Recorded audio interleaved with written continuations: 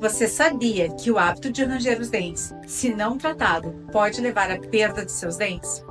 Dores na mandíbula ou região articular, dores de cabeça com frequência ou dentes desgastados podem ser sinais de bruxismo. E isso pode estar destruindo lentamente com seu sorriso, sem que você perceba. Então, prevenção é a palavra-chave, porque cuidar do seu sorriso vai muito além da estética. É saúde, é qualidade de vida. Evite perdas e danos pelo bruxismo e busque o tratamento mais adequado para o seu caso.